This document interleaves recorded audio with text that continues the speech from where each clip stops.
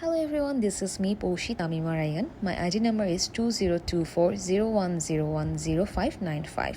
Today I'm going to explain the role of philosophy and its practical value. So, philosophy serves as a foundational discipline that delves into the essential questions surrounding existence, knowledge, and thought.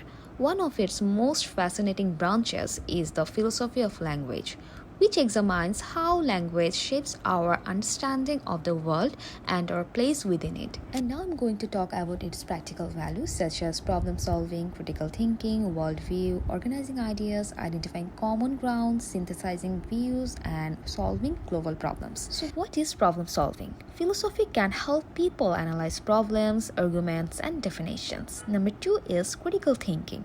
Philosophy can also help people think clearly, carefully, and logically about a variety of topics. Number three is worldview.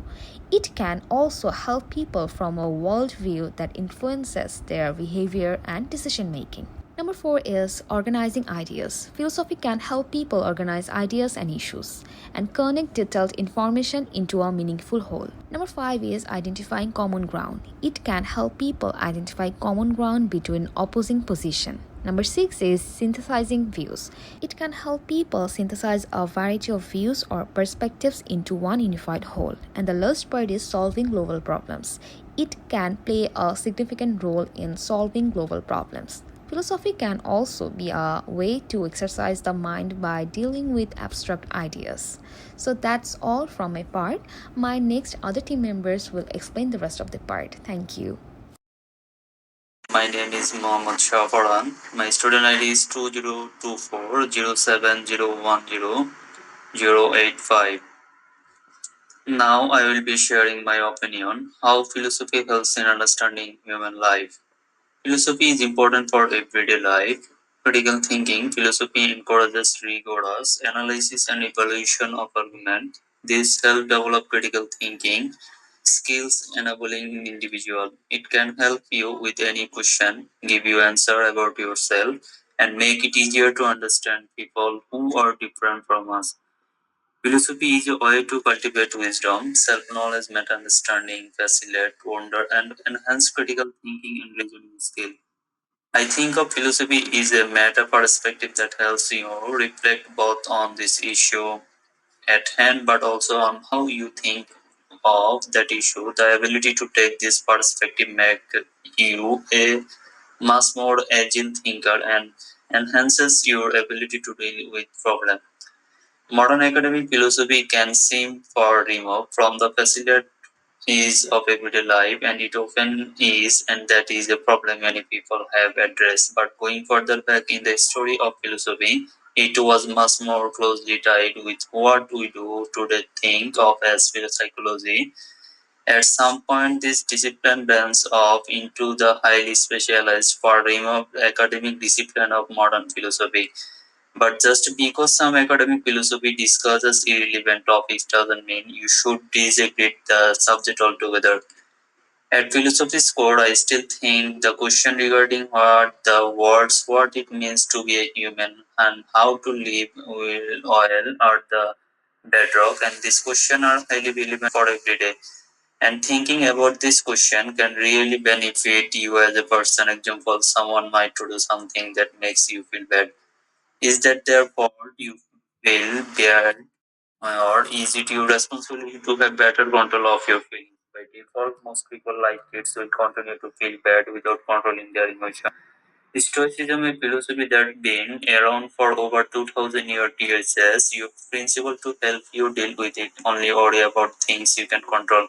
You cannot control other people's behavior, you can control how you deal with it. That doesn't mean you cannot have emotion, but it means you can deal with it better.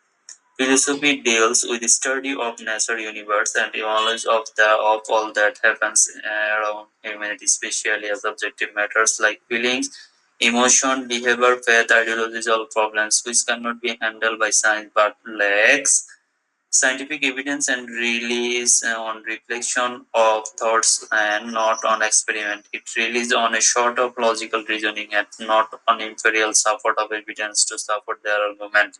Thank you. Hi, this is Muhammad Javidul Rifat, and my student ID is 20 2409010734, and my program is BBA. Now I discuss about our assignment 2. My part is 3, and which is based on how logical reasoning and philosophical methodologies work in daily life. Today I am going to show how logical reasoning and philosophical methodologies work in our daily life. So what is logical reasoning? Actually, logical reasoning is a skill that involves using rules and fundamentals to make discussions and solve problems. So logical reasoning can be used in many situations, such as making investment discussions, analyzing data, or resolving conflicts, etc. And on the other side, philosophical methodologies is a way to thinking that involves using logic to address fundamental questions about truth and knowledge. Philosophical methodologies involve critically thinking about alternative possibilities and questioning what we believe to be true. Now I discuss about how logical reasoning works in daily life. There is two ways where logical reasoning works in daily life. First one is inductive reasoning, and the second one is deductive reasoning. There are two ways in the inductive reasoning. First one is observation, and the second one is conclusion. On the other hand, there is two way in the deductive reasoning. Those processes are fact and predicted result, and by this process logical reasoning work in the daily life.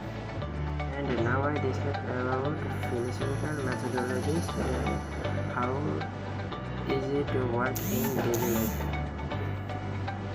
So it is working daily life by thinking and analysis. By analysis, argument, and by thinking, which is work in daily life. Hello everyone and Assalamu alaikum. My name is Sanjida Akhtar Riktamuni and my student ID is 2024070105150. In this video, I will provide some examples from Western and Eastern philosophical traditions. So let's get into the video. Examples from Western and Eastern philosophical traditions. Philosophical traditions, both Western and Eastern, offer valuable insights into human nature and understanding of life.